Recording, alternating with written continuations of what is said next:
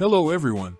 Last year, we covered all the factions except for the most significant ones, Chaos and Order. Let's fix that. I want to make a reservation that UR characters will be discussed separately as they are more difficult to obtain. Today, we will talk about the Order faction. The best choice for a beginner considering this faction is Foam.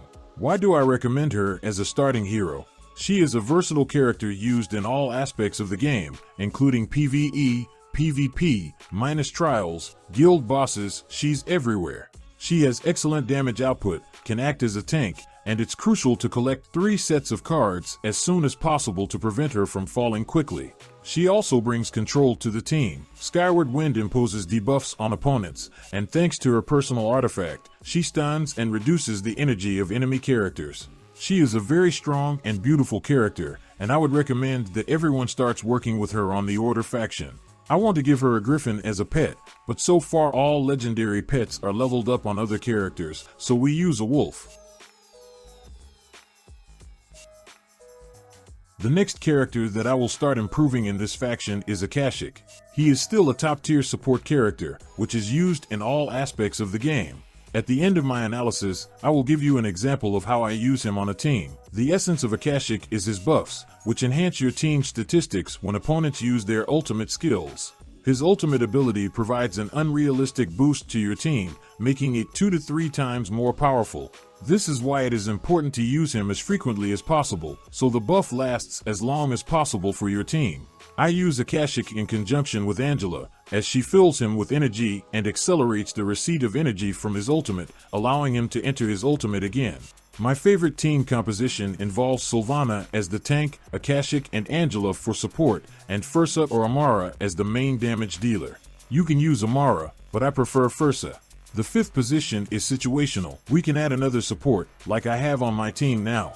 We can also add additional control in the form of Valor, who will help to keep Sylvana's shields up. Sometimes Karamet can be useful on certain accounts. The ideal companion is Ninetales. If you have problems with him, you can use a ferret instead. As the 3rd candidate for improvement in this faction, I would like to mention Crossel. She has a lot of potential, but she is struggling to realize it. I don't include her in my roster because I am focusing on improving other characters. However, my friends who have her in their team say that she is not as effective without Rista. We will discuss this in more detail in the review of the Chaos faction. Crossel has an excellent passive ability that allows her to hide from opponents at the start of the battle. After the ability ends, we receive a significant amount of energy that allows us to quickly use her ultimate ability. This not only deals great damage, but also provides control in the form of stuns. If we can improve her, it would be best to use her with Rista or Angela, or both, to allow Crossel to use her ultimate multiple times in a short period. The main places where it is used are in the campaign and faction tower. I see it less often in PvP content. As for pets, of course, it's the griffin. If it's not available, then the wolf is the next best option.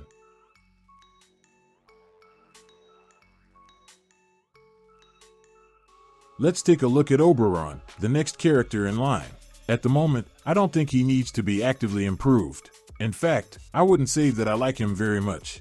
We get copies of him from the Cactus store, and he has a use in the faction tower where he shines. He's also used in some PvP teams. My main complaint about Oberon is his survival rate. When I put him on a team with other supports like Clara, who increase the team's survivability, I equip him with Stag as a pet and upgrade his evasion cards. But he still dies quickly, without time to do anything. The character isn't bad, especially in the faction tower. However, there are other characters that are much better and stronger, so I recommend only upgrade him through the Cactus shop.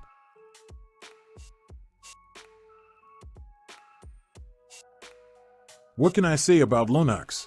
I don't improve it on new accounts, and they are progressing well and passing the content. I see its improvement only if you are going to build a bundle with Char. It reveals itself perfectly there. I still use this bundle myself in the campaign, but I'm an old player and do newcomers need to collect it when we have stronger and more useful characters, such as Foam or UR characters? It's up to you to decide. I personally would not have collected it.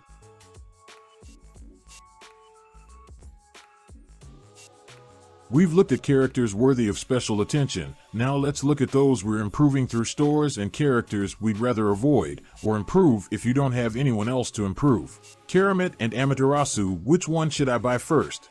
In my opinion, this doesn't really matter, since over time you will only use them in the faction tower, and then until you replace them with someone newer and stronger.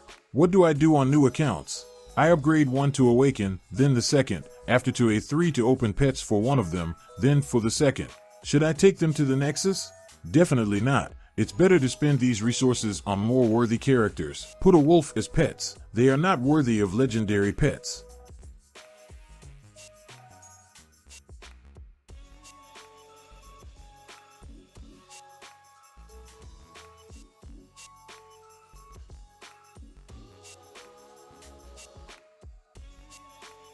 Buy.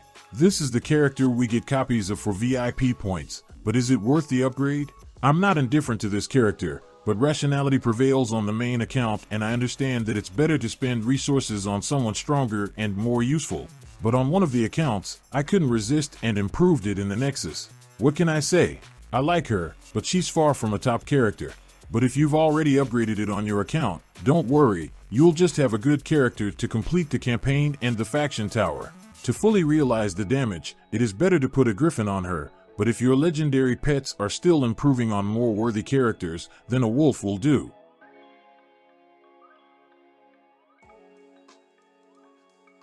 Xeno, an interesting character worth upgrading, but we only buy her at the Cactus store. She is not worthy of the Sacred Scrolls.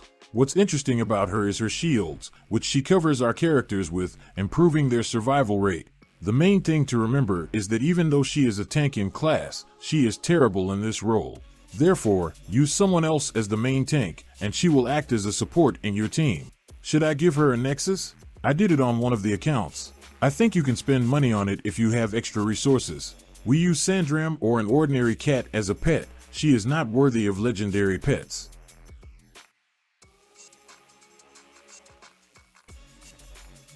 Guam Genie. My attitude towards her is about the same as towards Bai. I like the character, but I understand that she's not strong enough to spend resources on her. I pump it through the store, but it would be more appropriate to buy rune stones in this store to improve the tree. I think you can spend money on it when you improve the tree, and this will not happen very soon. Therefore, you can simply take copies of it from the events and maybe you can improve it on random drops to Awaken.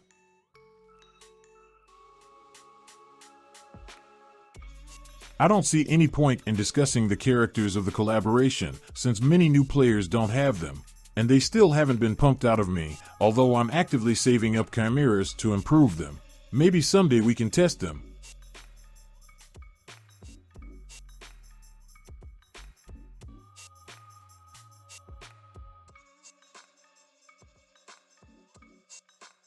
And now the most interesting part. I call them Raflo characters. I have a special account to improve them. The star of this account is Forseti in the Nexus. There are even 2 of them. What can I say about him? He is very terrible in PvE content. He does too little damage in the high chapters of the campaign. But he was very good at PvP content when there were only Shar and the opponents. One ultimate and Shar and half of the opposing team is gone. Let's even show you what it looks like.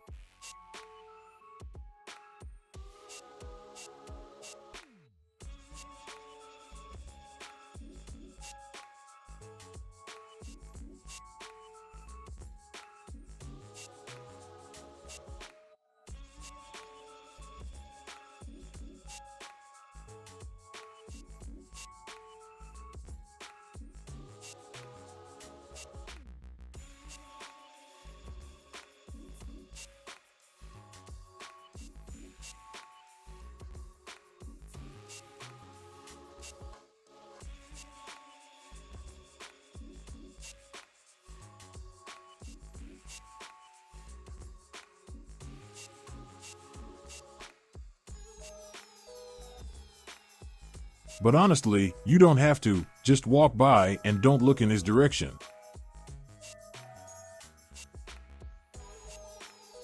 Tia. I liked her because of her silence debuff, but I couldn't unleash its potential in PvP activities. The damage is too small compared to the top PvP Persians. In PvE content, there are generally minimal damage indicators. It's the same story, just walk by, you don't need it.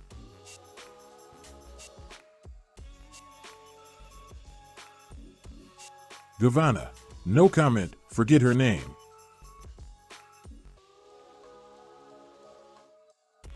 It's high time to add characters like Gavanna or Tia to some store, as improving them is a waste of resources, and the level limit will need to be improved later. I hope that the developers will give the opportunity to improve them without wasting diamonds and sacred scrolls.